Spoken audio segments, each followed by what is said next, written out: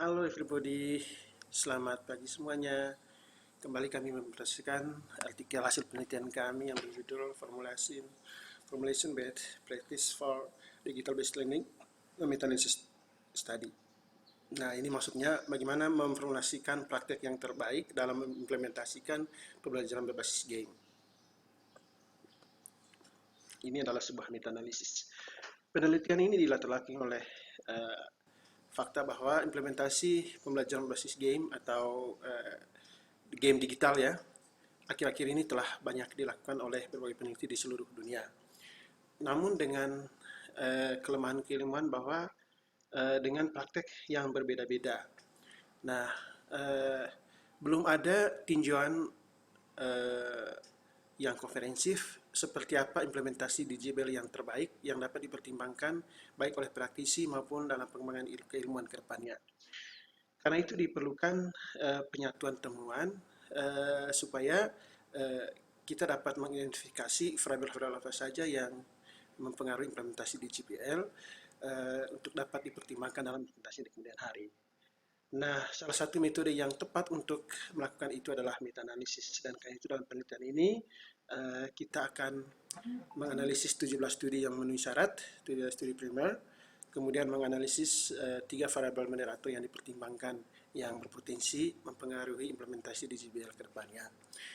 Metode dalam meta-analisis yang digunakan dalam penelitian ini metode analisis yang dimulai dengan menentukan kriteria inklusi, kemudian mengumpulkan data dengan berbagai protokol yang ketat digunakan dan instrumen yang digunakan juga berupa lembar pengkodean dan melibatkan pengkode.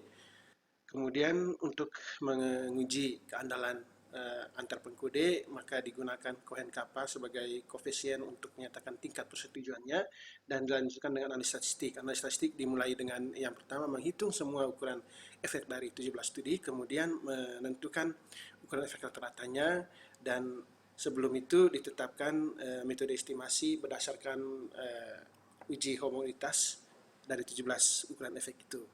Kemudian jika pendekatan yang digunakan adalah model random effect atau model efek acak, maka analisis selanjutnya dalam menganalisis peran variabel moderator itu dilanjutkan gitu. Adapun hasil penelitian ini dengan bantuan alat analisisnya atau alat perhitungan dengan bantuan CMA,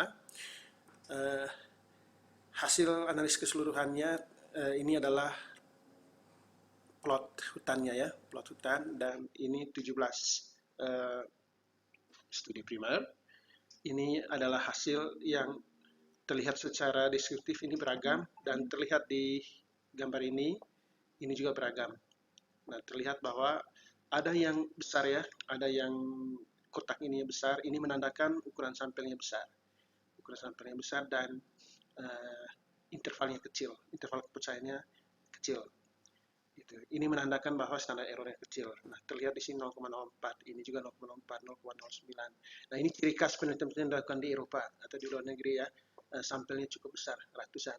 Sedangkan yang panjang-panjang begini, ini kecil, ini menandakan ukuran sampelnya itu standar di Indonesia, antara 20-an sampai 30-an, sehingga standar errornya cukup besar, yaitu 0,2. Tapi setelah dirata-ratakan, standar error keseluruhannya adalah yang ini 0,089. Dan berdasarkan uji homogenitas, dapat diterima bahwa ukuran efek antar studi itu heterogen, sehingga nilai ini yang sudah dimasukkan di sini merupakan atau berdasarkan model efek acak. Jadi pengaruh atau besarnya pengaruh dari penggunaan game digital dalam pelajaran matematika itu sebesar 0,9. Ini cukup besar menurut kategori Cohen. Dan berdasarkan analisis bias publikasi, terlihat jelas bahwa nampaknya tidak simetris, sehingga kemungkinan ada hasil tadi dipengaruhi oleh ada indikasi bias publikasi. Bias publikasi itu ada kecenderungan dari editor untuk mempublikasikan artikel yang dianggap signifikan saja, sehingga hasil tadi bisa saja dilebih-lebihkan. Dan karena itu kalau kita lihat di sini, ini ada dua yang data outlier di sini, Ini cukup simetris, ini cukup simetris, tapi dua ini yang mungkin dipertanyakan. Tapi dengan melihat nilai FSN, ya dalam meta-analisis itu ada pendekatan lain untuk menguji seberapa besar dampaknya. Dengan melihat nilai FSN ini sangat besar, dan ketika dimasukkan dalam rumus Molen, nilainya itu lebih dari 1. Dengan demikian, dapat dikatakan bahwa tidak ada uh, uh, akibat dari bias publikasi dalam penelitian ini. Jadi tidak perlu ada studi yang ditambahkan atau dikurangi dari hasil ini.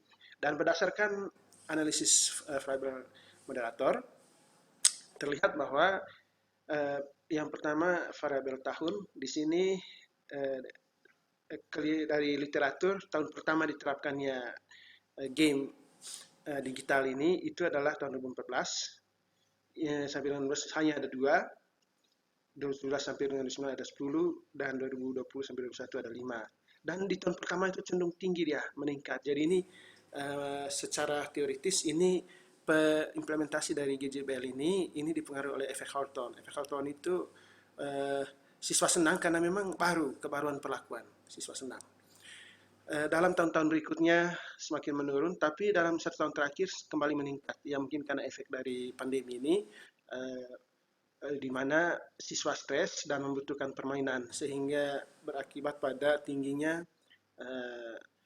kemampuan mereka dalam hal ini. Ya. Kemudian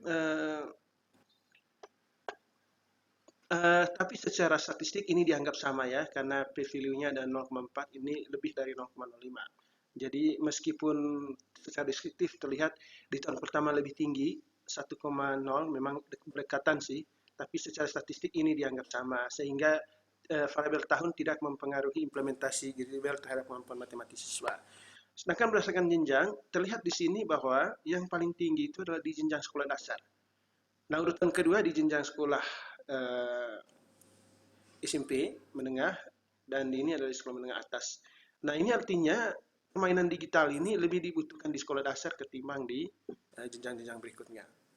Dan secara statistik ini memang berbeda, sehingga dalam implementasi GJBL di kemudian depan harus mempertimbangkan jenjang pendidikan. Demikian juga untuk ukuran sampel, terlihat di sini untuk sampel kecil itu 1,07. Itu jauh lebih besar daripada yang sampel besar di atas 31 orang ya, dalam satu kelas, itu 0,85, dan secara statistik itu memang berbeda. Sehingga dalam implementasi permainan digital ke depannya itu harus mempertimbangkan ukuran sampel. Dengan demikian dapat disimpulkan bahwa penerapan GDJBL ini itu memberikan dampak yang besar terhadap kemampuan matematis siswa, dan dalam implementasi harus mempertimbangkan 2 hal tadi, yaitu ukuran sampel dan juga jenjang pendidikan. Terima kasih.